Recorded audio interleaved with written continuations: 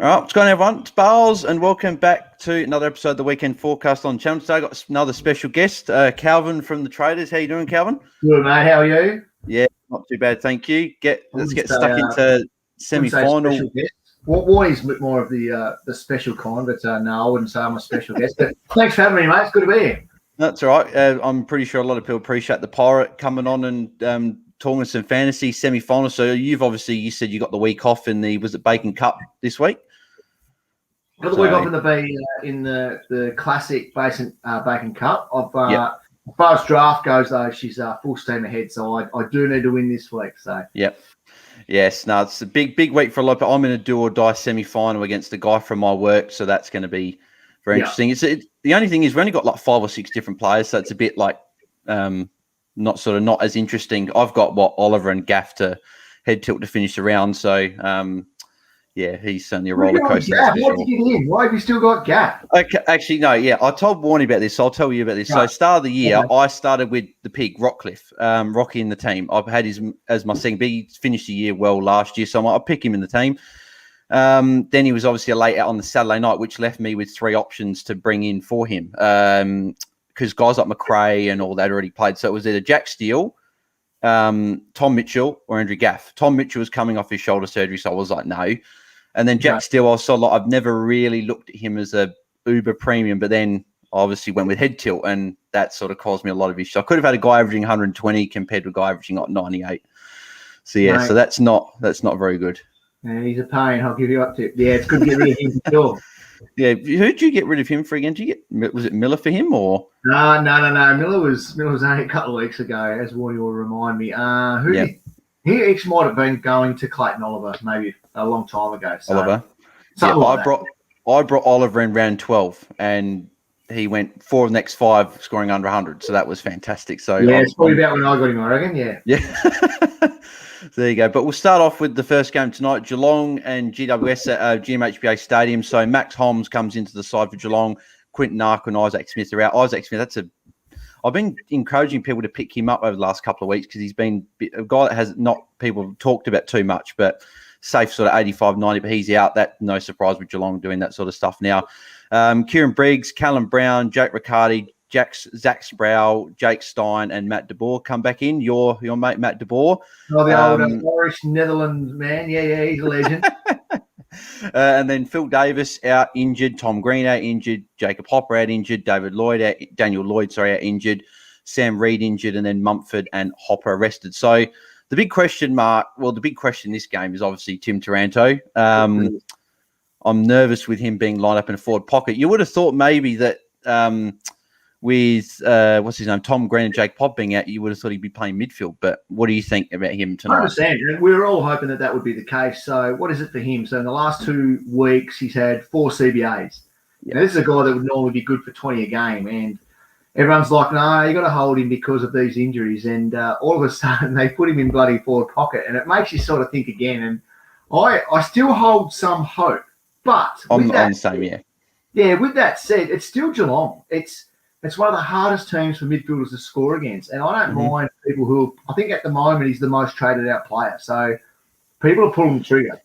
Yeah, I'm tempted that because if he gets another 50, his break-even's 162. He's like 680 next week, and you're going to be in the price range of guys like head tilt and stuff like that. So you're not going to be able to get, because it's like this week, I think it costs you about 115K to go from, or 116K to go from him to Lyons or something like that. Next week could be 200K plus to get to go up. So, and that's it. That's the issue, because if he sucks again, then he has to go. Like there's no ifs and no buts. And you got to take that price hit. But I guess we're just holding hope, I guess, in a way to try to save that trade, that we don't have to burn it on someone like him. A guy like Cumming, though, goes for me tonight. Yeah. I don't want him there. He's in the plans as well. Yeah, so he goes. I think he'll suck bad tonight. But, Taranto, it's a very interesting one, especially to watch. Yeah, well, Cummings, not Cumming. Aaron Hall's about the only guy that's ever done well against Geelong in the past sort of month or two. Well, even really all year, to be honest. But, he's on Taranto and Cumming are both on chopping block for me. But I've got so many issues. I've got Houston. I've got Bramble Bianco on field.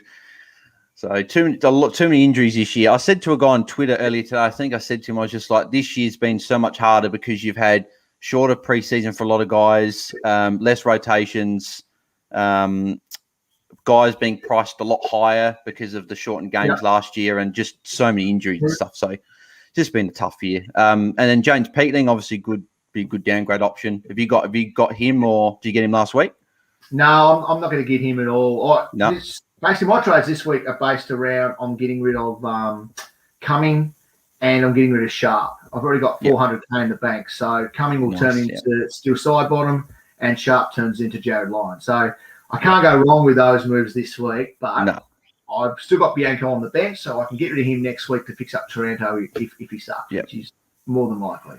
So, has there been any temptation by you to go up to Jack Steele and just find that extra 100k to get Steele? Mate, yes, and it's more just to piss Warnie off more than anything. Yeah, I really want to get Jack Steele in by the end of the year just to rub it in Dog's nose, because he hates me paying up for these dudes. So it's exactly what I want to do. I would have got him instead, I'm just that little bit short, so I went Lyons instead. Yeah, I find it absolutely hilarious. Every week, someone asks a question like, do I go for Jack Steele or do I save money and get a Lyons? And Warnie's like, you get the value player, and then you're just like, spend the money. Just spend the money. Look what he's scoring. Look what he's scoring. I went through it. 6 of his last 8 games are over 133. Like, exactly. I don't understand. And I could have had him at the start of the year. Yeah, I could have had him at the start of the year instead of Head Tilt. That's what is the most frustrating thing about watching Steele every week. So that makes me angry. Yeah. Carlton Gold Coast on the first game on the Saturday. So you got Eddie Betts comes in, Mark Murphy, Matt Owies go out, Brand Ellis, and Jacob Townsend makes his debut. I think it's the first time in like over 1,100 days they played together. So it's good for them. Jack Bowes out, but that's obviously bad for a few draft people and some classic owners. Will Brodie and Sam Flanders are out. So, Took, big score coming. Mate, Took, he's pretty massive. He already had 140 against Carlton earlier in the year. So, mate, he'll be my VC, which I'll roll into Tom Mitchell on the Sunday is the plan at this point.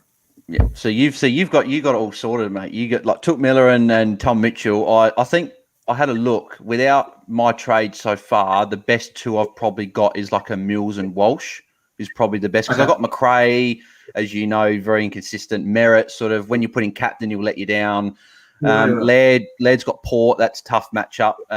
So there's so many options. So if I can somehow get Took Miller on my side, that'll be a lot more enjoyable.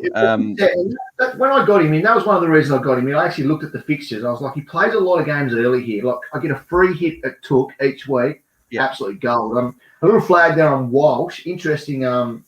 Was David Swallow tagged Oliver a little bit last week? Oliver still got 110, but just a small little flag there on Walsh. But as a VC, it's a bit of a free hit anyway.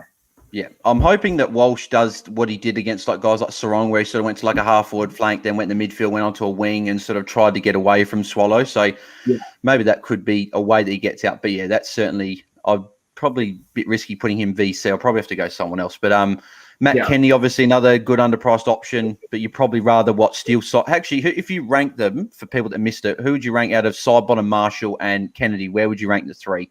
Yeah, probably in that order, I reckon. I still have Steele ahead. So I'm really tempted to go Marshall, though, just with the fact that he's that sole ruck this week with Hunter and Ryder out. That's a really tempting. But up against Hickey, I don't think it's going to have as easy as he did last week, of course. I love Sidey's CBA, so he's on top for me. And although Kennedy is good and still a great pick, I still have him at the bottom of those 3. I don't know. Where do you have him? Same? Or? I think I had it. Literally, it's a coin flip between Sobo and Marshall. I think I am originally thinking I would want Marshall just because he gets those guaranteed pretty much 30-odd points bang off the dot with the hit out.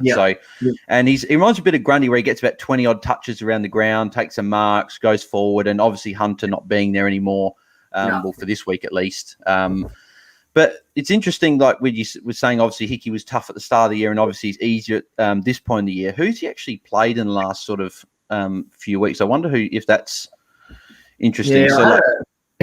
Had a bit of a look the other day. I think he had, so last week, I'm looking here, he only had Draper. Okay, so that doesn't really count. I know he had a Sean Darcy in there at one point, which had a 90. English was really good and had like a 120 odd. So he's Nick Nat as well. Yeah. Yeah, so he hasn't obviously played those guys like the Grundys and the Gorns and stuff like that. So maybe Marshall cashes in on that. So I guess we'll send. Then the other guy from this game here that is interesting is Braden Fiorini or your Pastor Fiorini. Yeah. He probably should have got a 130 last week. I think he had a poor second quarter. He had like 45 at quarter time, and he was on like 52 or something at half time. Then he ended up going nuts. I think he got like 30 points in the last 4 minutes. He took like 5 marks, whatever. So people should be going for Fiorini, you reckon? Sure, 100%. And I even looked at him, and I still may even go back to it. But him, like him and Lyons, how far off each other they're going to be for here on in. So this is a guy who is a ball magnet, averaging 123 in his last 3. He is so good. Like he is a fantasy. He's built for fantasy, you know. So like if Roy and Warney had kids, they would have Fiorini. Like that's the way it is. He's just a fantasy little pig without a snout. So, yeah, so good, and there's no reason why you couldn't bring him in this week. Good matchup. Well, the thing I love about Fiorini is that compared to like the thing I've learnt this year that I don't even know why I didn't realise it beforehand, but I'm sure guys like Selby and you guys would have noticed before, but you don't sort of pick these guys like Andrew Gaffs and that rely on marks and rely on the weather, whereas guys like Fiorini and Steele, doesn't matter what weather it's going to be, they'll either have if it's good weather, I've 10 marks and a few tackles. But if it's wet weather, they'll have like 10 tackles and a couple of marks. So I think Fiorini's not a pretty good option, especially for 7.62. Actually, who would you rather, him or Guthrie? They're about the same price. See, I think it's the old Rini. I think I'd take him over Guthrie, just for the fact that I think Guthrie could even cop a little bit of a De Boer tag tonight. So just on that alone, I would be going with the guy. Good runs on the board, good price, good matchup. Ticks a lot of boxes. I feel like Fiorini's also got that 150 plus ceiling, whereas Guthrie's probably limited to about your 130. That's probably I don't think he'll go much more. So he might, but that top score for the round a couple of weeks ago, didn't he? That 142. So definitely got it in him. Richmond, so you got Callum Coleman Jones, Camden McIntosh, Hugo Rouse-Smith, Maurice Rioli makes his debut, so a cheap 170k guy if you want to go for him, if anyone's looking at him mid-forward. Nick Vlosten come in, and then you got Jake Arch, Josh Caddy, Jason Castagna, Mabior Chol, Ryan Garthwaite, and Jack Ross are all out.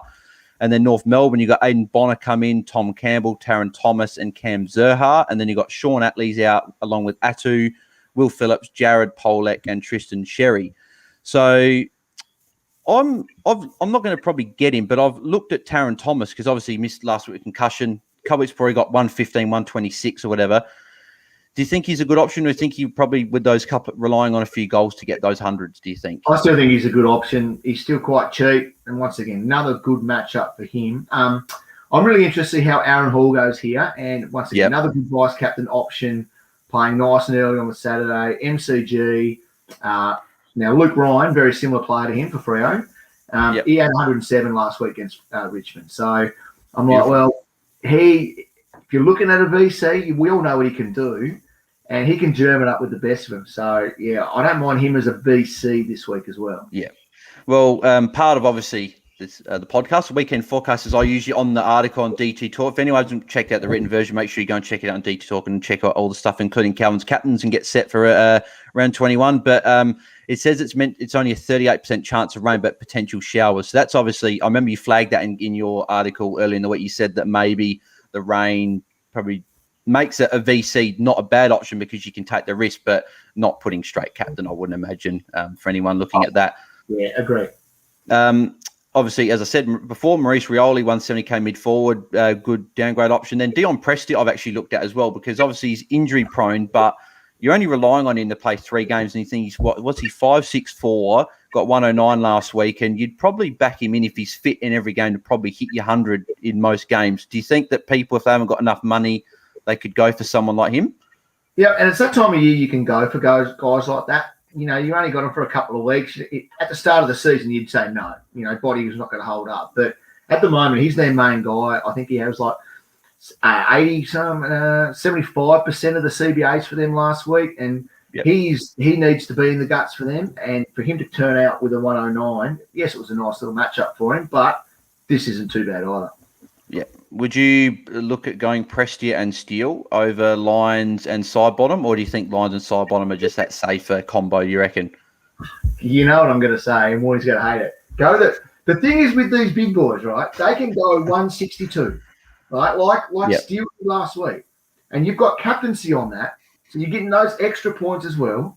Yep. And there's no reason why. So that's with Prestia, can you say? So Prestia v Sidebottom. Can you guarantee me that Sidebottom is going to outscore Prestia? No.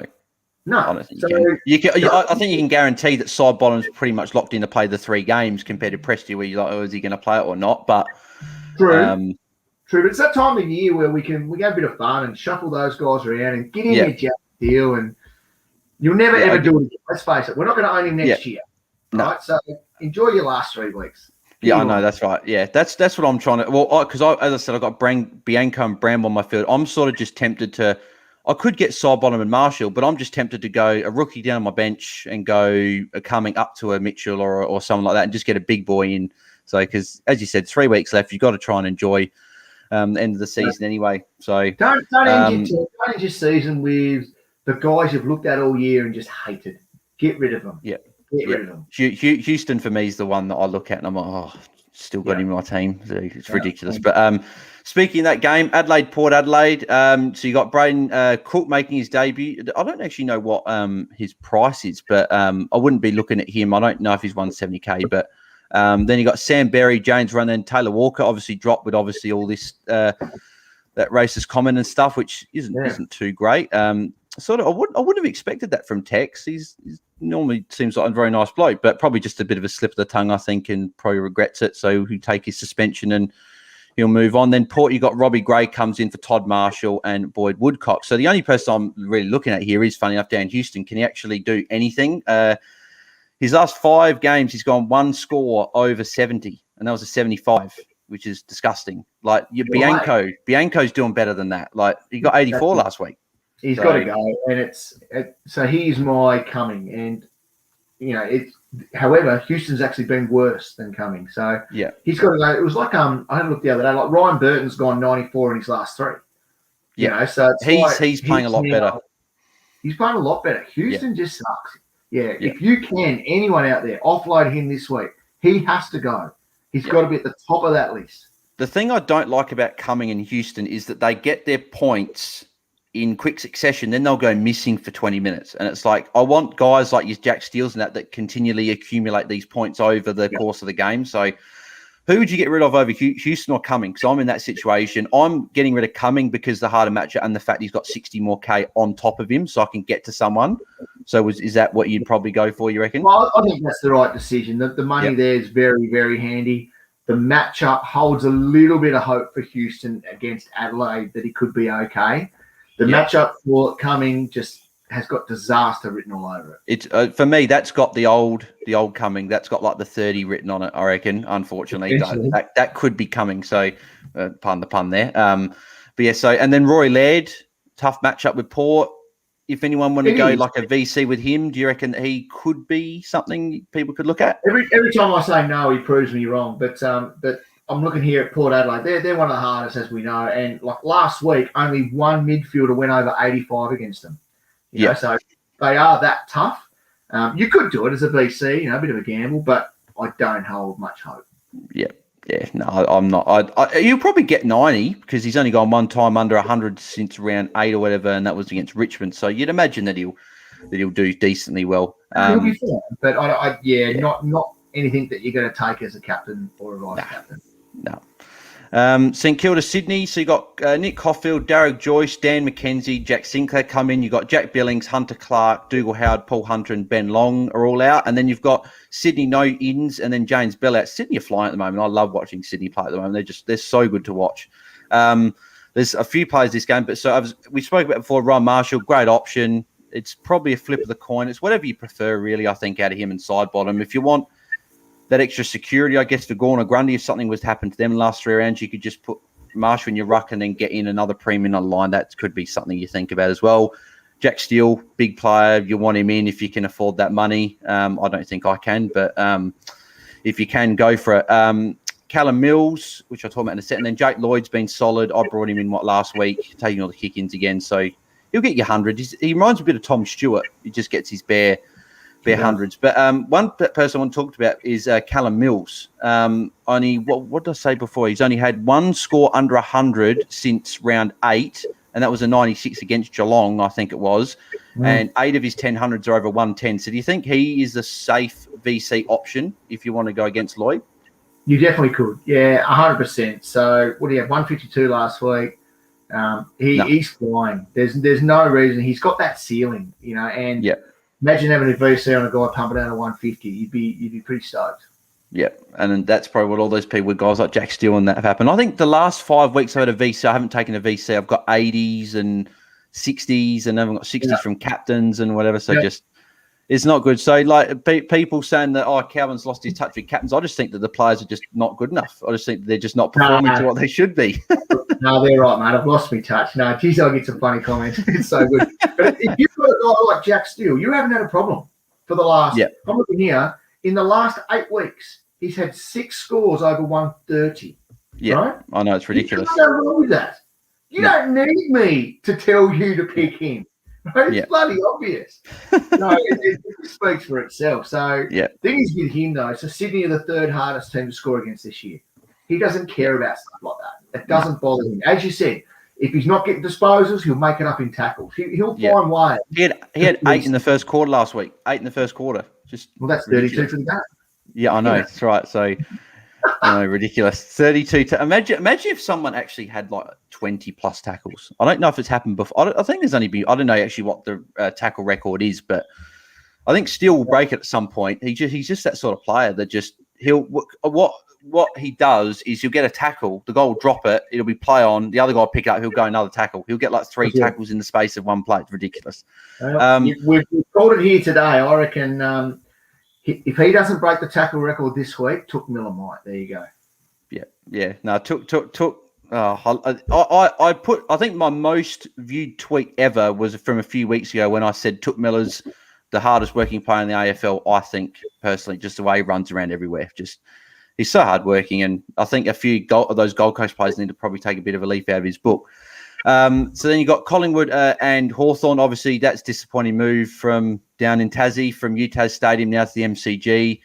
I think it would have been a great game for down in Tassie to have, especially Collingwood, because they don't play down there because of Collingwood will attract the bigger crowd. So they're like, no, we're not going to give it to UTAS. We'll play at the MCG. So that's really unfortunate. It would have been good to see all those guys at Pig Park as well, getting all those points. But so Tom Mitchell averages 129.2 in his career against Collingwood in his last 8. Now, did you say something about this morning, like he averages, or on the video this morning, he averages like 140 in his last 6 against them? 144 in his last 6 is nuts. It's massive. When you're looking at scores here, I've got it in front of me. Like, there's a 177, there's a 156. Like that's full on Pig. Like, but ridiculous. He had 128 last year, so they're not. It's not like he's lost his touch on him anyway. So 128 last year, easily favourite team for him. Yeah, ridiculous. We'll quickly get through these games here as well, and then we'll ask you questions because Cal will have to head off shortly. So still Sobon, as we talked about before, a great option to bring 88 and 114 his last 2. Hawthorn this week, and I think he's got a decent 3 games to finish the year. I think he's got West Coast next week, and then he's got someone. Oh no, not West Coast. He played West Coast last week. He's got a couple of good matchups, so good option to bring in. Bulldogs, Essendon. I won't go through the teams because they're obviously not finalised just quite yet. So you got Josh Dunkley. I've looked at him breaking 158, I think it is. So maybe next week, 700K. If he gets 100, do you reckon that he could be an option that people could jump on if he shows something this week? He's got to show something, doesn't he? He was very average last week. 53. The dogs' wheels have fallen off with them more than Warren Dogs' team. But there's a few players not getting it done. The only one that's getting it done is Bailey Smith. But Treloar's back, that could change at any point. So you just can't trust them. You never know. You know that could be the trigger that makes them all do so much better, but then it could be the thing that keeps them doing what they're doing, and then you add another guy into it. So, but like last week, you had Bailey Smith got 118, Libba got like 108, and then McRae 81, Hunter 78, Bont 75, and Dunkley 53. Like that's not what you're paying for around 800K odd for these sort of guys. So just not good enough. That's it. so unpredictable at the moment, and even the flip side of that with the Bombers boys there in Parrish and Merritt, like Bulldogs are the number one hardest team to score against. So as far as touching anyone in this game, I have very low confidence. This is the sort of game, I think, where Merritt just goes 120 because no one's going to put in captain because it's such a hard matchup. But then he'll play, I don't know, like Collingwood in round 23, which I think they've got, and he'll probably get like an 80. Like that's just unfortunately the way Merritt does. When you put him captain, he fails you. Like it started from that Anzac Day, 4 or 5 years ago when he was number one captain. I put in captain, you put in captain, everyone, and then he got like a 50, and then everyone was like, "Nah, never again." And then he somehow worked his way back, and we trust him, and then he lets you down. Just mate, not good enough. Oh, he disappoints so many people.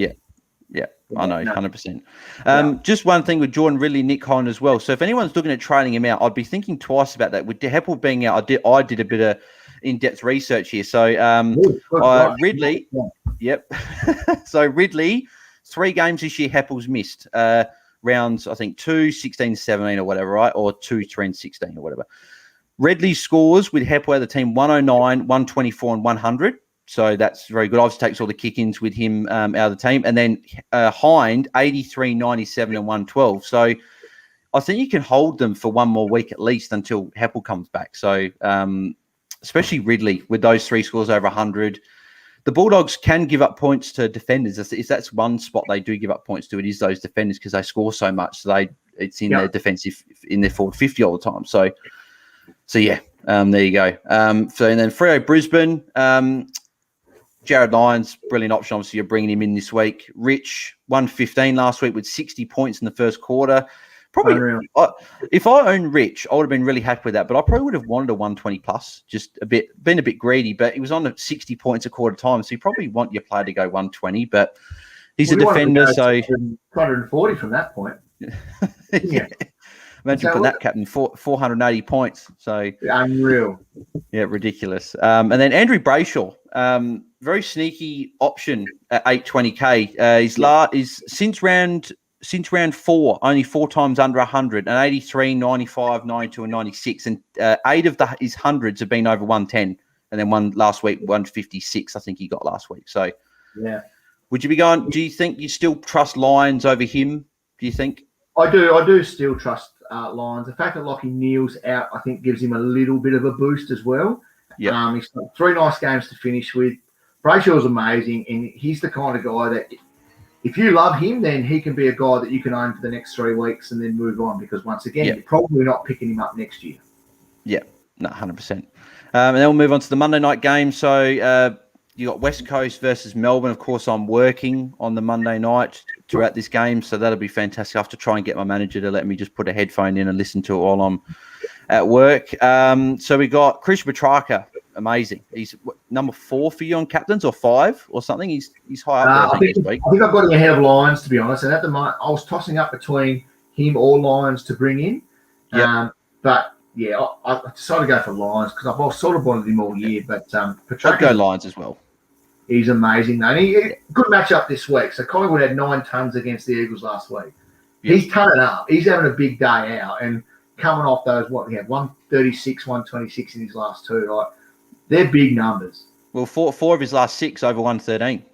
So he goes big. So Clayton Oliver, 3 scores of 110 plus. So at the moment, without me bringing in a big player, he's looking like he'll be my fullback captain on the Monday night, which I feel it feels dirty being a Monday night, having to wait till then. Right. But so hopefully a guy like Mills or whatever can pull it out of the bag for me and just get it done. And then head tilt, I'm not looking forward to this because I don't know if you've seen the weather forecast. 13 degrees, windy, raining, and potential thunder showers, I think they called it, or thunderstorms or whatever they want to call it. They said thunder showers, which I've never sort of heard of, but 95% chance of rain. So you know what that is? That's a late out. He will not play that game. There's no way. Yeah. He'll pull out of that. Yeah, no, not good. Well, he missed a game, from a sore hand or whatever, and I remember him a late out. So I went to the Crows game, Crows Brisbane, and then I see the notification on my phone, Andrew Gaff out. I'm like, fantastic. Just another. It wasn't even a sore hand; it was a cold hand. He just had a bit of. He is the softest player going around. Someone he just left his like packet of like beans or whatever on his hand for too long, and he's just like, nah, it's a bit sore, so I'm not going to play on the weekend. So I'm so glad I don't have him, and I feel for you. I can't believe you've got him. Yeah. No, I was so close to getting rid of him at the buys, but I did the buys. I got rid of Harms for Houston instead. I could have gone gaff to someone, but yeah, not great. So there you go. So we'll answer some quick questions. So you got Adam Pavdiwala says, "Hey, Callum Bowles. Hey, mate. Hope you're doing well. Thanks for tuning in." He said, so actually, I've got a new feature here as well. I showed Warnies and he was a bit impressed with this, but here you go. So put on the screen here. So, yep. So we got, so Adam says trade. So he's like Taranto and Nick Murray out. Well, it's not the first person to own Nick Murray. I don't think anyone owns it, but so both them out for Daniel Rich and Callum Brown with 143K left for next week. Bramble only really rookie left on field. What do you think about going Taranto to Rich? Love it. Anyone that's pulling the trigger on him this week, I'll applaud and I'll go, yeah, it's something that I won't do because I want to give him one more. And I guess that's a bit of false hope.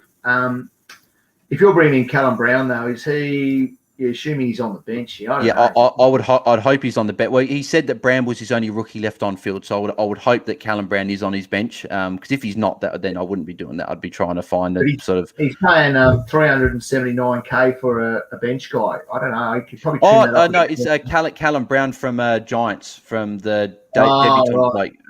So the other is some Irish. He's another Irishman, Callum Brown. So. I think the way I work, mate. This is the way I work. My best mate brought him in. My best mate Ryan brought Callum Brown in on his bench, and he's like, "Oh, good loophole option," and he gets named. So it's absolutely hilarious. That he's had the worst year. Like it's ridiculous. I could go through for 2 hours about the stuff he's copped this year. Yeah, right.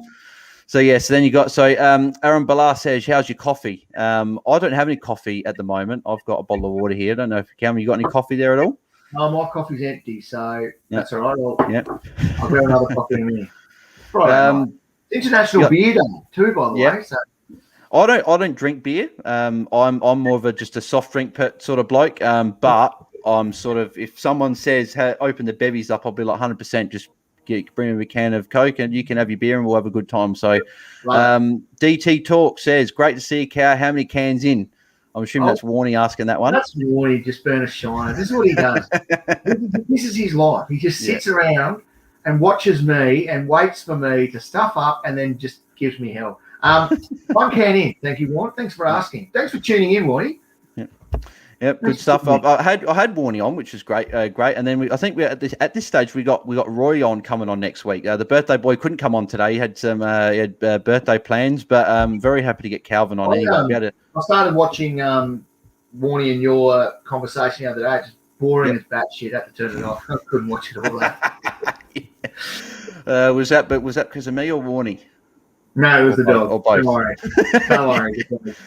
Oh, I'm sure it was a bit of me as well. So you got Stephen Sexton here says, he's like, "G'day, Bars and Calvin. Had enough of Taranto." I think, definitely agree with a lot of us as well. Trading to Lyons, 100%. That's a good option, I think. And I'm sure Calvin agrees, bringing Lyons in as well.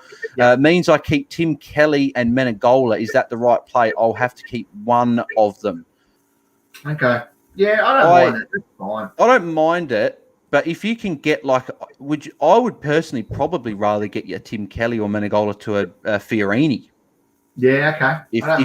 I'd rather maybe a Fiorini and Taranto. But then again, I don't know if he's playing the break-even game where he wants to get rid of those guys next week. So maybe that's what he's thinking. But yeah, if you want Taranto to Lions, I think you can tick that off. And he said, till seasons have to play one of them till season's end. So the decision's going to be.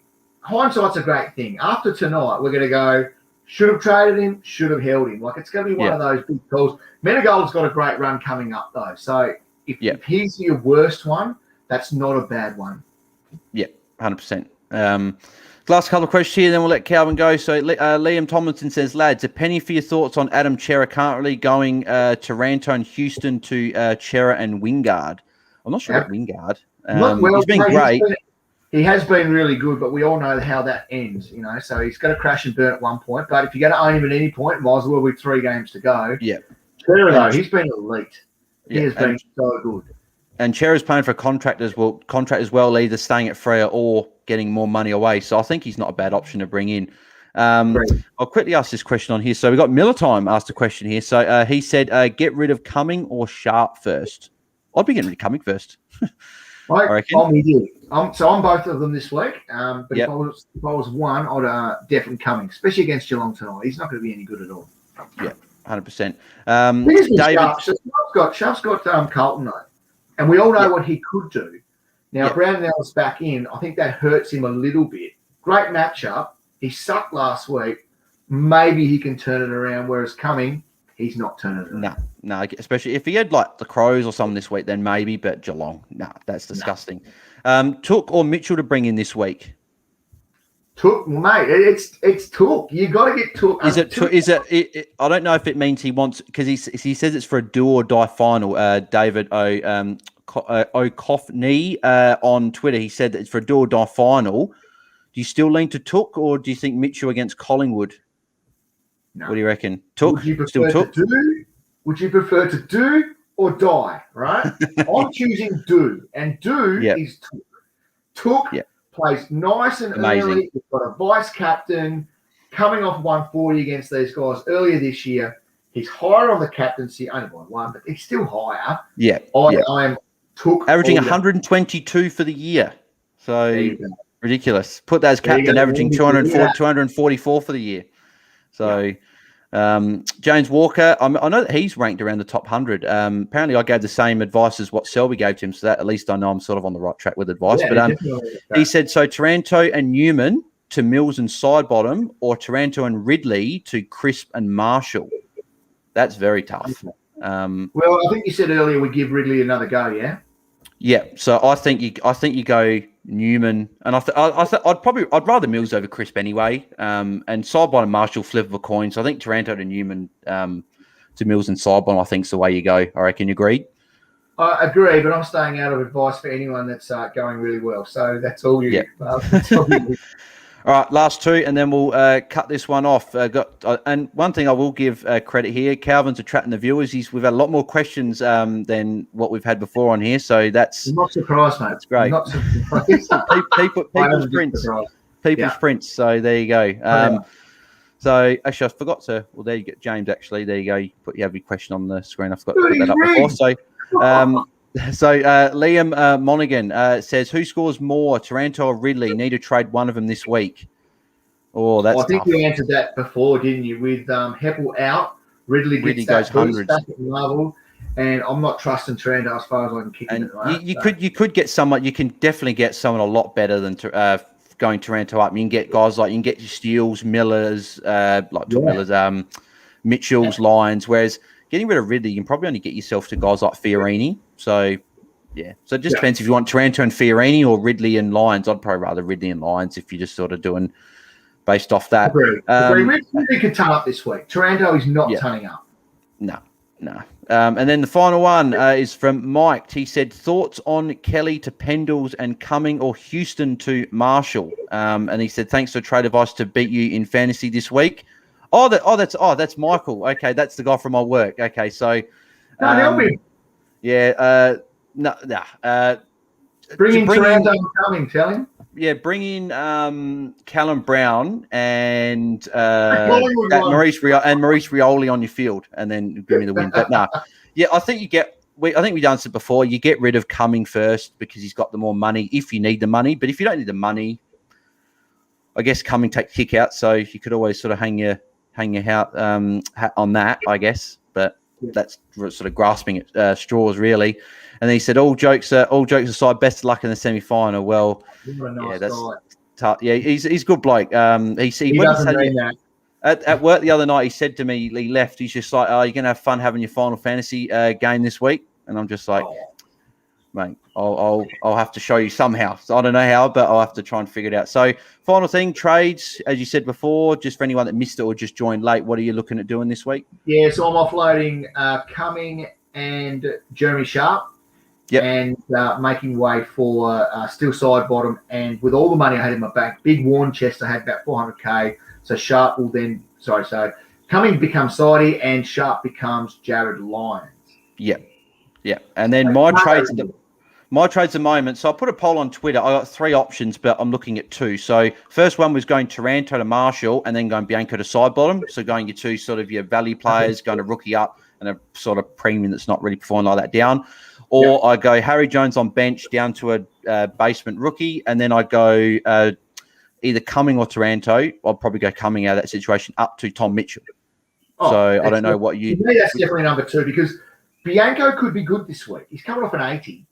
There's one thing I was actually nervous about was him potentially getting dropped. Warney said to me, don't reckon he'd get dropped, but they had Dacos, they had Rusco, McCreary, Finlay McRae. There's a lot of guys there that could potentially get the game. So I'll just quickly have a look. Oh, no, Bianco dropped. I told Warney, he said he didn't get dropped. Bianco's dropped. That's why he doesn't get Warney to tell you stuff. He doesn't know anything. Oh, no. Right, so therefore, it's option 1 then for you. That means I've got to keep coming, though. I don't want that. Oh, no. I have to figure that out. And Tyler Brotman's been managed. That's actually good for me because I needed him for my loophole. So there you go. I'll have to figure that out. That's sort of thrown a big spanner in the works there. So there you go. And if you want to check those full teams as well, make sure you go and check them out. Thank you again to Calvin for jumping on. He's got to head off now. And if you haven't subscribed to the channel, make sure you do. Leave a like on video if you enjoyed the video with Calvin. And also make sure you go and subscribe to the DT Talk YouTube channel. The podcast premieres on there, I think, about 6 p.m. every Monday. Or obviously next week will be a bit different. And check out all the podcasts and all social medias. All mine are in the link description below. And Calvin, where can people find you on socials? At Warney DT. Yeah. There you go. So find the Warn Dog on Twitter. So there you go. So now thank you everyone for watching, and I'll see you in the next one with hopefully Roy on the show next week. So thanks, Calvin, and we'll see you guys next week. We're out. Awesome. Cheers. Thanks for having me, guys. See you later.